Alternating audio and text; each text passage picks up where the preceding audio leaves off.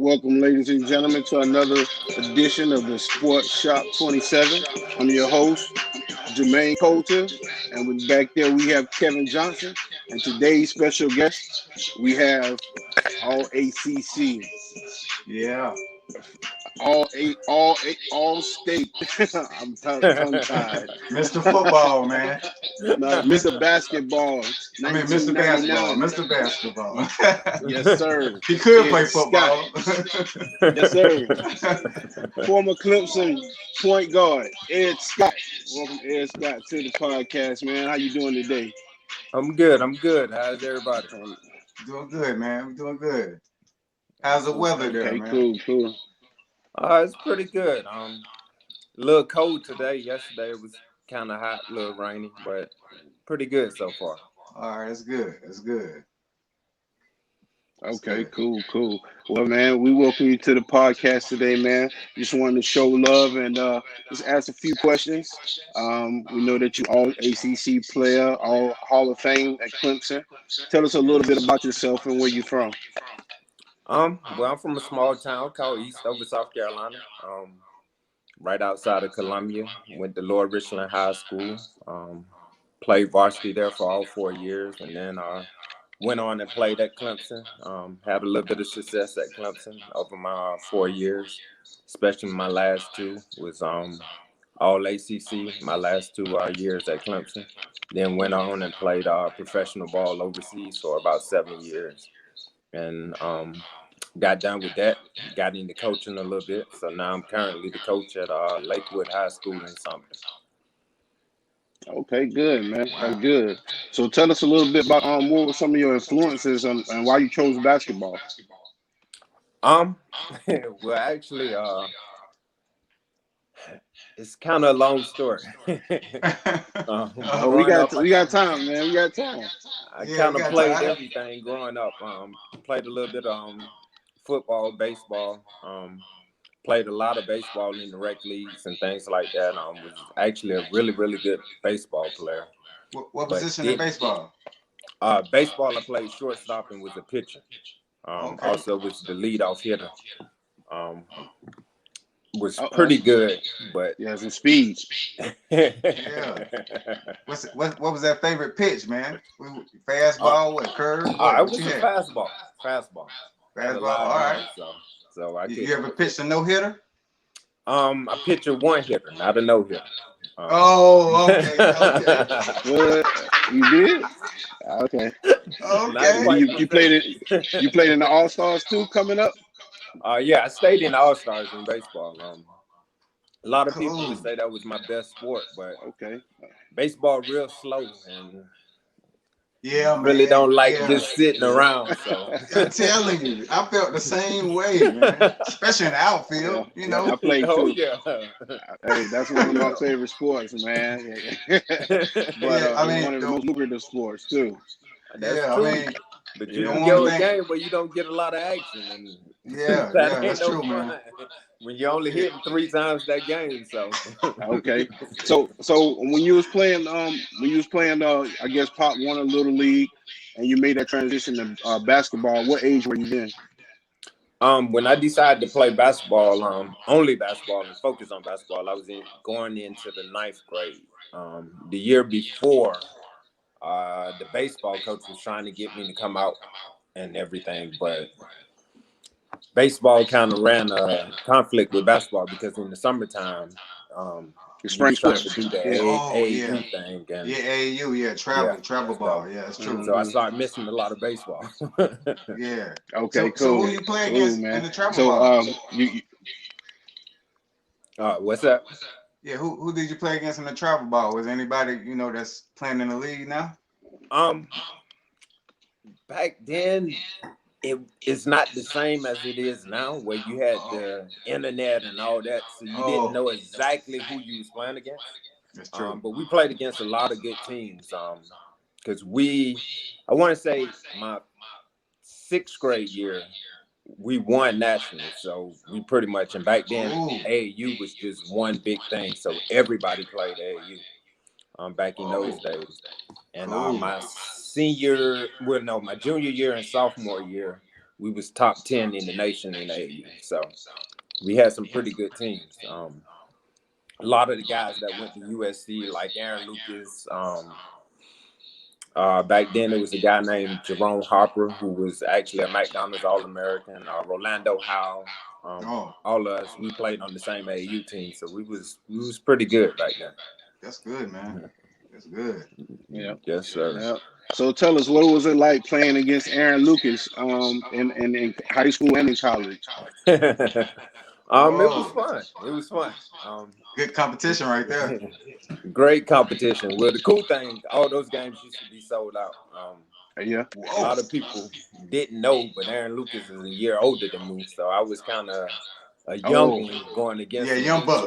Yeah. Yeah, it's crazy. The same age, and he came out at the time, but we did. It did look like that. I couldn't remember. I know all three of us graduated in '99.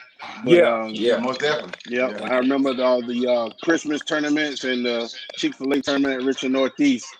Yeah, big games, man. Big crowds. Packed out, man.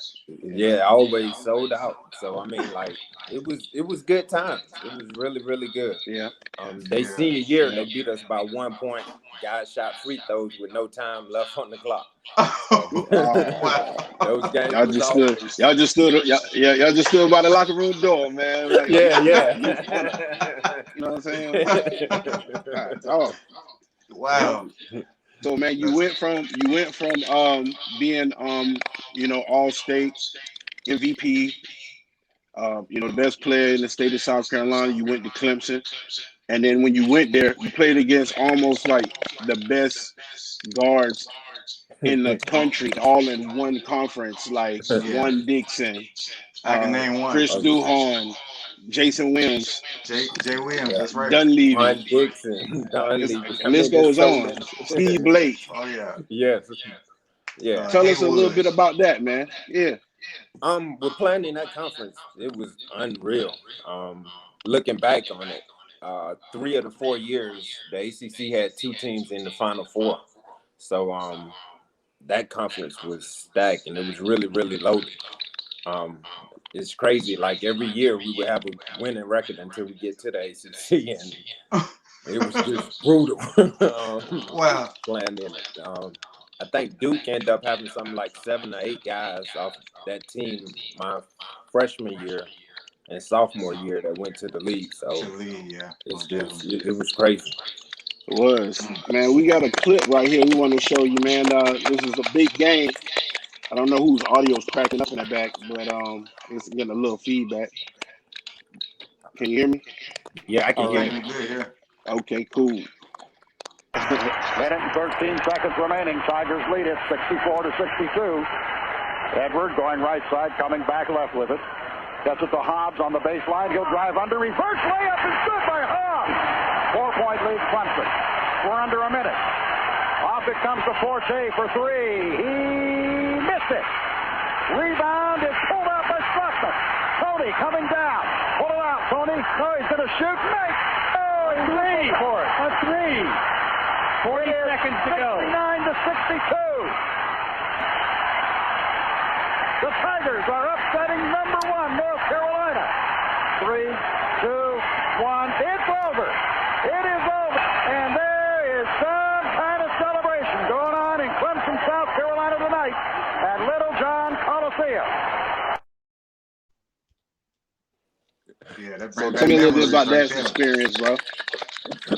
But that's a game that you can't ever forget. That was the night that we beat our North Carolina when they was number 1. It's crazy because that shot is the shot that a lot of people show. But during that time, it was like everybody on the court was telling Tony not to take that shot because we was trying to run the clock out. But he took it in. That 3, right? He had posed for it too, man. I was like, oh. He hit up like, oh. Yeah. I know Coach chewed him out, though. That's Coach chewed him out when he got to the sideline. Why'd you take that shot?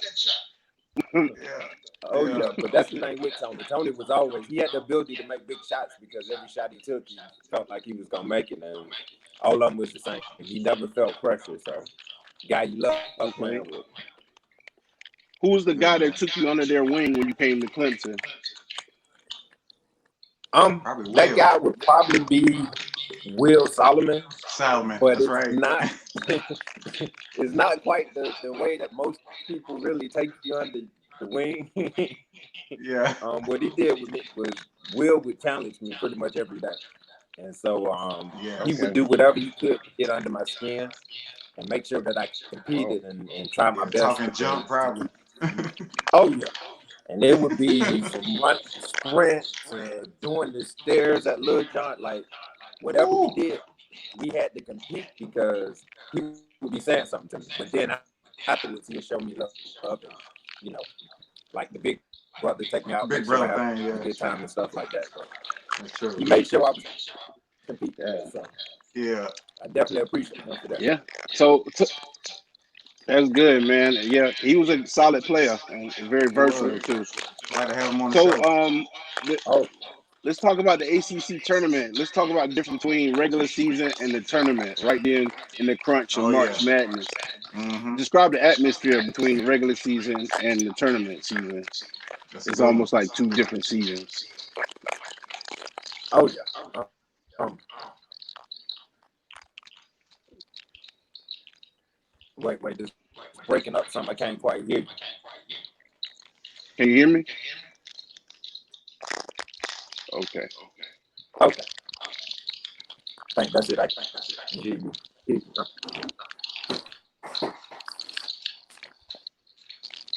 Oh, we got a little bit of feedback. Can you hear us? Yeah, I can hear you now. Yeah.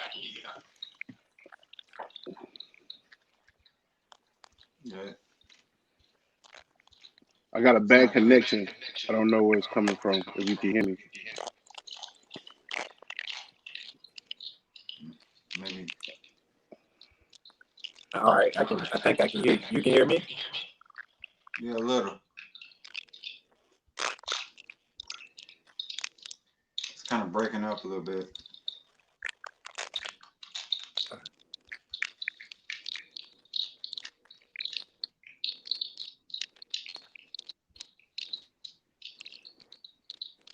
I'm here. Can you hear me? Yeah, I hear you good, man. Okay. But Ed is All still right. kind of got a little. Ed, can you hear us? Yeah, I can hear you. Okay, cool.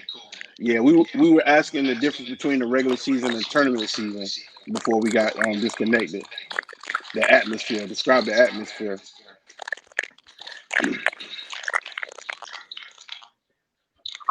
Well, the hard part about the tournament is the playing them every night. It's hard to really scout a team and play them the next day. Oh, yeah, that's true. You'll be going against Florida State maybe the first night, and then the next night you're playing against Duke, and Duke is totally different. Florida State had Tim Pickens, who was a great shooter, and then so you're preparing for that, and then the next night you're playing against Jason Williams, who really could shoot and also get in the lane. So it's a whole different mindset and a little bit time to scout and react. In the tournament, you have fans from all over, so you really don't know if those fans gonna be on your side that night or they're gonna be against. It's kind of like What? they make the Yeah. decision that, you know, Virginia fans might be there to watch the game against us and Duke, and they might take our side or they might be rooting for Duke. It all happened in the matter of seconds from who they really going for. Wow. But the regular season, you go and you walk in the camera and indoors, you know that everybody's against you that night. So you know what you kind of up against when you start. So it's just two totally different atmosphere. Both of them are great though. That's good, you know. So when you left Clemson, what league did you go to after that? When I left Clemson, I went over in Poland. Went to Poland, played in Poland for a year. Then I came back Is this in and played in NB for half 2003, the season, and then I 2004? went. I got a delay. I'm What's sorry. that? Was this during 2003, 2004? Yes. Okay. 2003, 2004. Mm-hmm.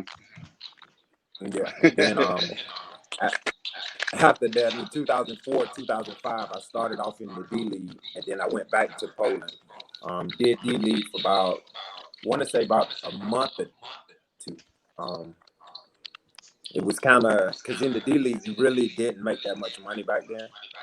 The pay was somewhere around $12,000 a year. And then in Poland, you would be playing for 6 figures. So there was no need of sitting around. You didn't want to sit around too long and chase the NBA dream. Yeah. So how was the transition going from? How was the food there, man?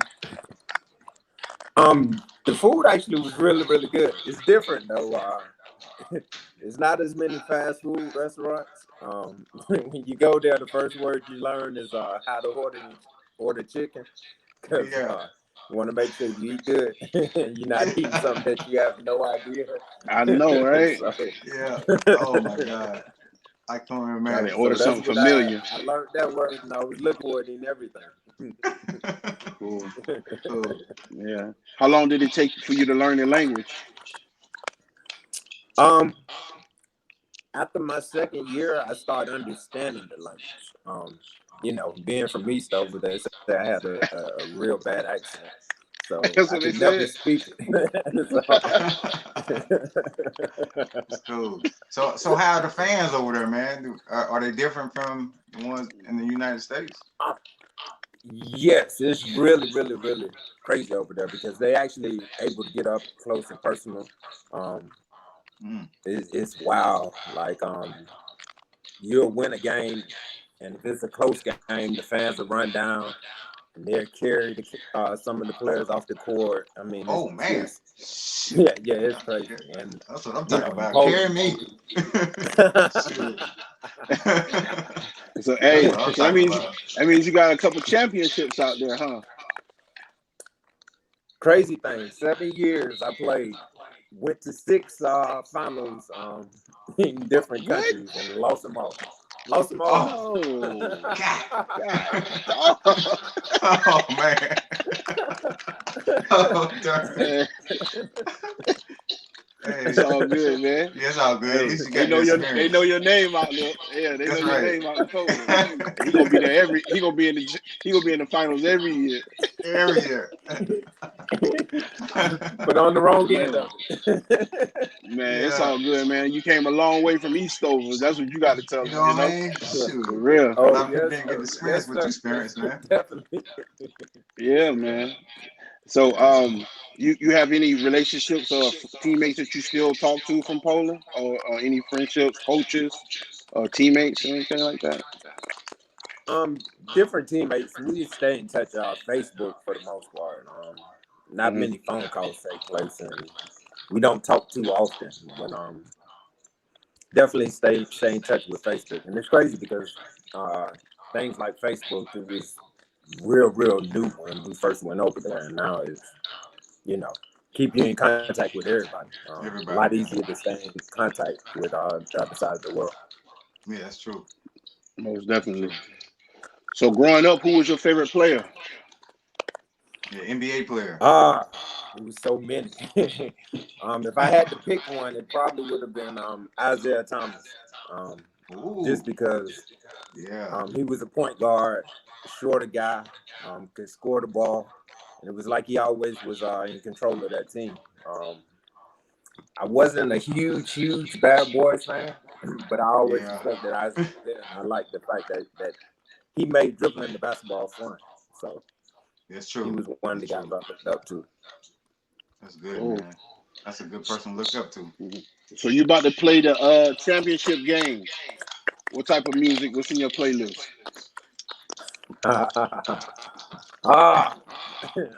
It took him way back right there. Always depend on what year it was. Back when had some Pastor Troy, some Jay-Z, some of the guys from Louisiana, back when Master P was hot. Most definitely. It was so much. Yeah, Hard to yeah, that's true. say. Yeah. So, out of all the schools that recruited you in high school, why did you choose Clemson? Clemson, the big reason was family reasons. Yeah, that's the same When thing I with was me all at the Lord time. Richland, my family used to love to come see me play.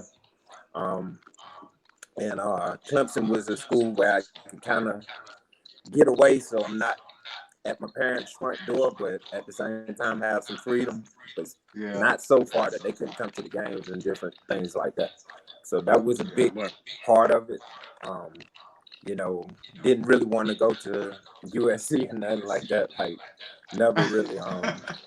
I feel This you. wasn't my bag. I My feel you. team, I would say. he want that purple and orange, Didn't want to that rock the purple and orange, baby. Yeah. Oh, we got a fan on here. Jimmy Jam Brown said, Lord Richland basketball legend. Eric Coleman said, my guy right there. Ed, what's the truth? What's up, Eric? I Some of your, appreciate that. I appreciate that. yeah, we got some of our fans and followers coming in, chiming in. We appreciate you guys tuning in. Yeah, we thank y'all. Yeah. So what was Definitely. KJ like around? What was KJ like around Clemson, man? Man, Ed don't remember Well, I me. mean, he was the best. see, that's the thing. They always outshine the basketball players because, they was ranked in the top 25 and all that good stuff. So we Yeah, had to ride their coattail. that's No. right. Ah. We football school, It's all good. Yeah. So You what was know. the atmosphere like for you going to the football games, Ed, as a basketball player? Just being up in the crowd, Saturday is going down. Oh, Florida always. State, I mean, Clemson. yeah, it was always fun going and supporting them. Because the thing is, we all used to work out very close to each Yeah, other, so we know the yeah. work that they was doing, and I'm pretty sure they could see the work that we was doing.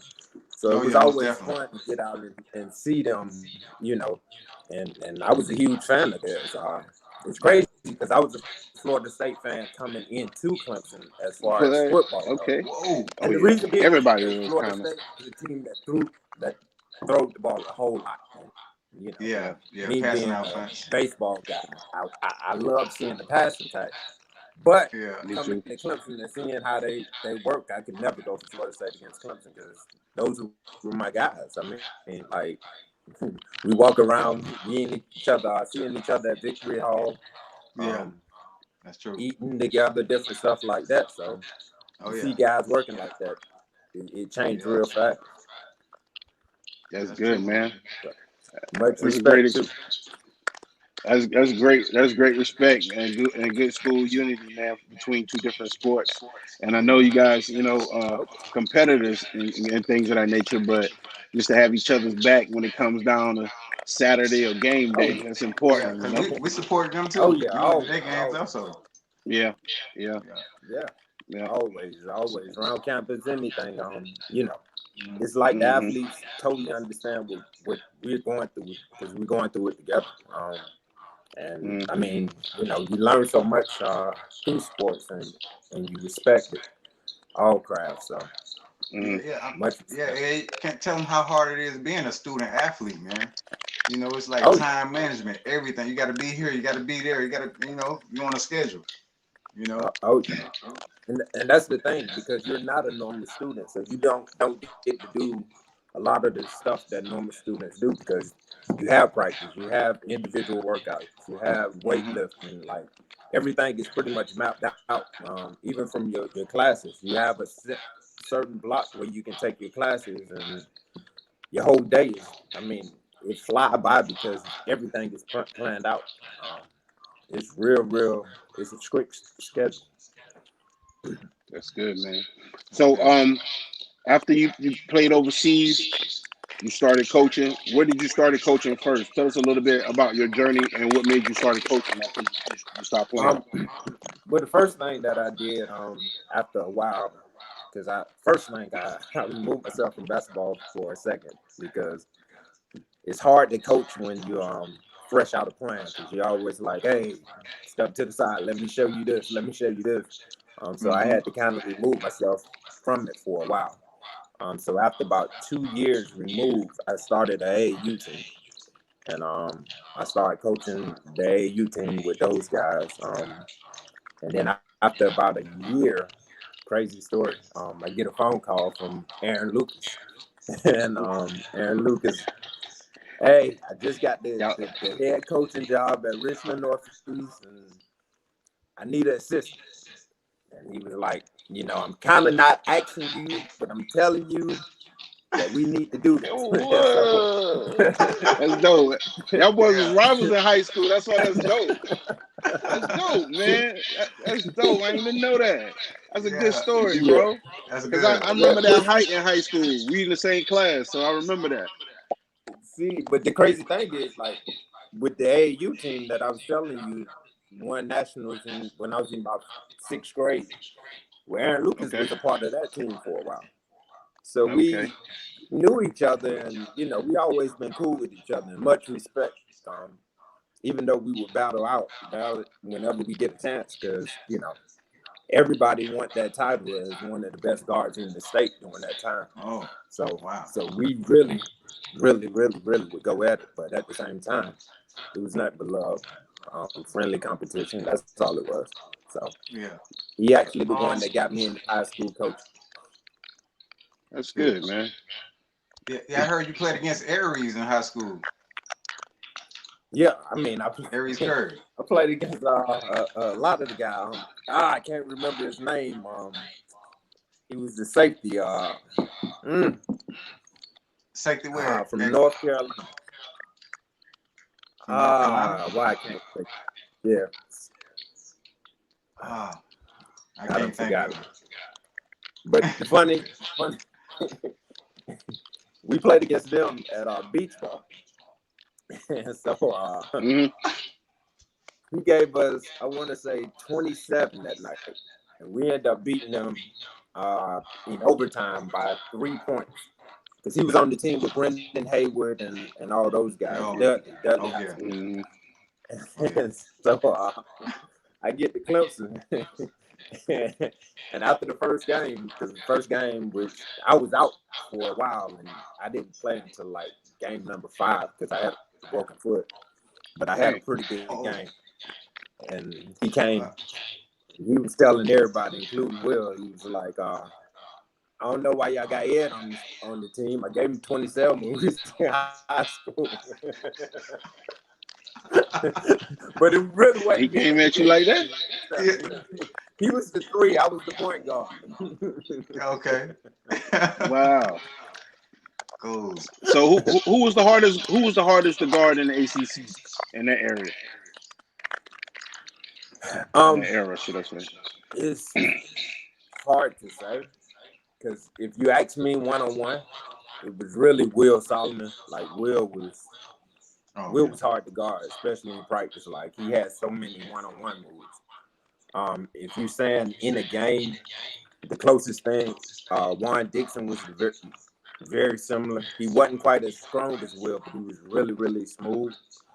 And then you also had Jason Williams. With Jason Williams, he had so many guys on this team and so many reads, it was like you could never make the right decision. So if you play off of him, you can shoot it. If you get up on him, he was strong enough to drive and finish through contact. If you trap him, he had somebody that he could pass it to that could make a shot. So that league, every night, all those guards was tough coverage. You had that work every night in the ACC, man. You had to change out shoes every game, man. No breaks. I mean, your only chance was to try to get them back on the other end, because I mean they was gonna definitely give you buckets on their end. You know, Tim Pickens, he can shoot it. So I mean, they just every night it was somebody. Hey, cool. Good thing you had to play against Zion Williams. That would have been a game if I stayed on the perimeter. I would have been on the perimeter the whole game. The whole game. Don't even go to the block. Don't even go to the paint. Nowhere near that. Just look back. Yeah. Real. Man. It's too I had to easy come out for there and help him. you out, man. It's too easy for him. Yeah. So That's so good, how man. do you like coaching that? I'm standing on the outside. Yeah. I ain't about to get my head dunked on for nobody. So how is it coaching at Lakewood right now? How you guys do this season? It's great coaching at Lakewood. It's good. The cool thing about Lakewood, it's an area that's very similar to Lower Richland. So it's kind of working with kids that you see yourself in. I had a really, really good group this year. With COVID and everything, we only had 7 guys on the team, which was interesting in itself, but we was able to make the playoffs. Got knocked out by Orangeburg, so Whoa, Oh, not man. on dub now. Oh, you got knocked out by high school. Okay. Hey, that's our high school, man. Shout out to old dub. Shout out to old dub. It's all good. It's all good though, man. Yeah, so they got us. We They all knocked us out family. the playoffs, but we had a good season. We was only able to play 8 games, but we went 5-3, so pretty good season. Made the playoffs, finished second in the region. Really, really good kids, and they made big strides this year. Of the 7 kids, 6 of them was juniors, so they'll be coming back next year. So Wow. looking forward to Strong it. team. Cool. Oh, Can you tell us the good. difference between high school basketball now and versus when we were in school? I think the game is changing. Like when we was in school, it was of course more physical. You had more of a local block presence on teams. You had guys that wanted to go down there. Back then, everybody goal was the dunk. So I mean, like you was attacking the rim hard. That's what we did back then. All guards. Yep. All of them, Yeah. You still want Like to get Allen to the rim. Iverson. Yes, sir. Yeah. And nowadays, the kids settle for 3-pointers more and stuff like that. So it's a different game. But the teams that win is the ones that still have that toughness. And it's crazy because when we played OW and we lost in the playoffs, they actually made 0 3-pointers. So, yeah, everything was at the rim. So they was physical, and a lot of times in sports, the physical team wins. So that's right. That's true. They had a good group. Yeah, man. You have any advice for anybody just, coming up in the high school ranks and trying to get a scholarship, just working hard, have good grades? What's next? What's your recipe? What's your regimen if you have one? Well, the first thing is they got to be a champion 24/7. That's right, man. And what I mean by that is you can't just feel like you can turn it on and off. You got to walk around with that mindset. You got to work hard in the classroom. Like I always tell the guys, all of them say they want to be great. So if you want to be great, try to be great in that classroom and get that A instead of getting a C and being an average.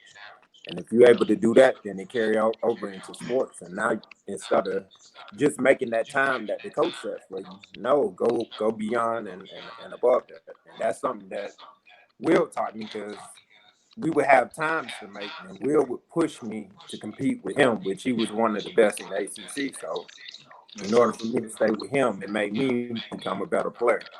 And that's the thing. So you got to compete 24/7, and you got to always want to be the best, have that champion mindset. That's good, man. Good stuff. Yeah. So where can the people follow you, Ed? Facebook, Instagram, Twitter. Do you have all those accounts up, or you just have Facebook? I just have Facebook up. I'm so busy with everything else as far as being a high school coach. I still coach on the AAU side of things. Just trying to help as many kids as I can. That's right. Because I think the more people you're able to help, touch, and influence and show them the right way. And it's not always about just showing them the right way. sometimes it's just being there, because when you're there for them, they feel like they got somebody, and they can see the positive in you and strive to be positive. So that's the key. So I'm more a hands-on person than social media, but I am on Facebook, so that's one of them. That's good enough. Yeah. Man, we appreciate you coming in, man, and joining us today. I mean, much love to you, man. I mean, you was a hard worker in high school. I know you probably a hard working coach as well. Oh yeah, You know, we definitely. appreciate you still keeping that legacy going, and we'd love to have you back on the show, man. Okay, I definitely appreciate y'all having me, and pleasure was all mine. I really appreciate that. Thankful for it. What y'all doing is great, man. Keep it up. And anything so I much, can do to man. help, I'm here. So thank you so much, love man. to be Mean a back lot. here. Yes, sir. Appreciate y'all. Oh yeah. All right. All right. Well, thanks for joining the show. This wraps up this edition of the SportsShop27. I'm your host, Jermaine. It's KJ. Special thanks to Ed Scott. We can see you guys next time. Peace. All right. Have a good one. It's not how you start, but it's how you finish. How you finish? Wear your mask. Wear your mask.